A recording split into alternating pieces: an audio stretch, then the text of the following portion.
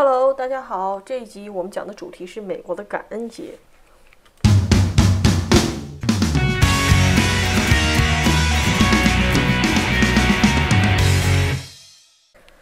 感恩节是美国特有的节日，欧洲人是不过感恩节的。当然，加拿大也过感恩节，不过这么大个国家经常被人忘了。美国的感恩节是在每年11月的第4个星期四，加拿大的感恩节是在每年10月的第2个星期一。我不了解加拿大感恩节的风俗，所以我只讲美国感恩节的风俗。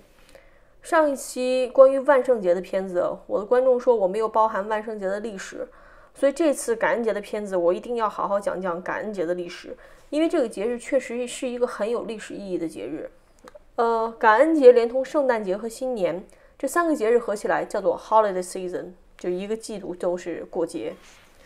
当年清教徒在欧洲饱受宗教迫害，所以他们乘风破浪地来到美洲新大陆。清教徒坐着5月花号在 Plymouth 马萨诸塞登陆，开始他们的新的生活。新移民的生活总是很艰苦的，当地的土著也就是印第安人热情地欢迎了他们，教他们种玉米、养火鸡、吃土豆。像玉米、火鸡、土豆、红薯、西红柿都是原产于美洲的作物，是哥伦布发现新大陆之后才将这些作物传到欧洲去的。过了第1年，在丰收的季节，新移民邀请印第安人来大吃一顿，庆祝大家度过了最艰难的1年，同时表示对印第安人的感谢。所以这个节日叫做感恩节 Thanksgiving， 这也是美国小学教给小孩的历史。但是他们隐瞒了很重要的一部分历史。自从清教徒来到美国大陆，印第安人的人口数量减少了80%到90%。这个原因一方面是来自于欧洲带来的传染病，因为他们没有现代医疗条件来抵抗疾病；另一方面就是遭遇到移民者的屠杀，这就是美国人表示他们的感恩。看，美国政府也很擅长扭曲历史，不告诉孩子 the full picture of history。印第安人是在白令海峡还能结冰，连同欧亚大陆和美洲大陆的时候来到了美洲。后来白令海峡的冰化了，他们没有办法回去。后来的人呢，也不知道这里还有一片新大陆，所以印第安人就默默地在这片美洲大陆上住了至少12000年。也就是因为他们来自亚洲，所以他们的血统长相也更接近于亚洲人。印第安人和美国人的冲突一直不断，但是因为新来的移民呢，他们各方面都比较先进，所以处处欺负印第安人。比如说在1830年，安德鲁·杰克逊总统时期就颁发过一个 Indian Removal Act，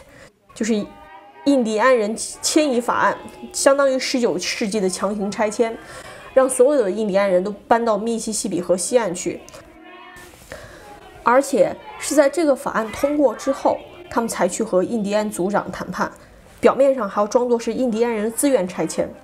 直到1924年，第1次世界大战之后，第2次世界大战之前，柯立芝总统时期，国会才出台法案承认印第安人的美国国籍。当然，在此之前，2/3的印第安人已经拥有美国国籍，这取决于这个所在的族群的族长是否愿意归属于美国政府。这让我觉得非常哭笑不得，到底是谁该给谁国籍？他们世世代代处在这里，需要被后来的人来承认国籍。所以在美国，如果你对谁说 Go back to your country 是一件非常政治错误的话，因为除了印第安人之外，没有人是这片土地的真正主人。直到1968年，才又出台了印第安人自治法案 Indian Civil Rights Act， 给印第安人非常高的自治权。现在美国有562个联邦承认的印第安人自留地，他们是高度自治的。首先，它不向联邦政府纳税，而且他们还有独立的立法权、司法权、领地权、教育权、商业经营权，就算在自留地里面开赌场都没有问题。即使是这样，印第安人还是美国最贫困的民族之一，有25%的贫困率。美国联邦的贫困率是15%。而且印第安人还有很高的酗酒率，孕妇酗酒造成婴儿先天缺陷的比例是联邦的7倍。由此也可以看得到，少数民族的贫困问题在世界各地都存在，到底怎么解决？美国到现在也没有找到更有效的办法。这是我看到一个印第安人的土特产捕梦网，一般人买来是挂在床头，它可以过滤噩梦，就好梦顺着那些羽毛垂下来。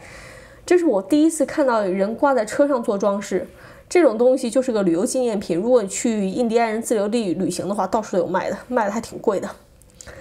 好，回头我们来说感恩节的风俗。美国人每一个节日都会有一个主题，感恩节的主题就是吃。感恩节是美国唯一一个以吃为主题的节日，不像中国，中国每一个节日都是以吃为主题。同时，感恩节也是一个非常讲究全家人团圆的日子，也不像中国，中国所有的节日都讲究团圆。他们在感恩节吃的东西非常的模板化，比如感恩节一定要吃火鸡，要吃土豆泥，吃玉米，吃 dressing， 这个中文我不知道 dressing 叫什么东西，豆角，green bean casserole 很难吃 ，cranberry 是美国特有的一种水果，我觉得还不错。还有烤红薯，他们不像我们一样烤一个光的红薯，他们把红薯削皮之后还放很多 butter， 放红糖，表面再铺一层棉花糖来烤。烤红薯已经很甜了，好不好？它还要放那么多糖上去，这也就解释了美国人那么胖的另一个原因。烤红薯还要放糖，口味重啊。感恩节大家在吃饭之前就会每一个人都会来讲个话，说我有什么值得感谢的地方。除了吃之外呢，还有一个活动就是 Black Friday Sale。往年的感恩节那天是全国的商店基本都不开门，然后到星期五早上5点钟就开门。这一天是打折促销的时候，但是在近2年，感恩节居然商店在星期4下午就开门营业，可能人是越来越没有耐心了，还是怎么回事？这是我第一次到实体店来看人们抢购的状况，因为我以前非常不理解为什么人会愿意站在寒风中冻得哆哆嗦嗦来买那些可有可无的东西，尤其是这个世界上有一个东西叫做互联网。而且要说感恩节 Thanksgiving 应该是一个 give thanks 的节日，结果它变成了一个疯狂购物的节日。反而圣诞节的时候人会讲究送礼物，这2个节的名字弄反了。 Black Friday Sale 据我的经验，卖打折的电子产品还是很多的，但如果你想买衣服的话，感恩节期间的折扣不是最低的，圣诞节期间的衣服折扣要比感恩节更低，而最低的时候是元旦过后的第1个周末的。所以我现在看到感恩节大家去疯狂去购物，然后再对着这个名字，我觉得是一个很讽刺的过程。Thanksgiving you should able to give thanks， 而不是 gathering personal belonging。而对于美国人来讲，真正过感恩节的时候，心里想的就是怎么去买特价商品，有什么特别好的折扣都可以抢得到。这也是在我观察，我是觉得，美国人民的生活状态的一些有很多很矛盾的地方。也许我将来会拍一集关于美国人生活的矛盾。好，这一集关于感恩节的话题我们就讲到这里，我们下一集再见，拜拜。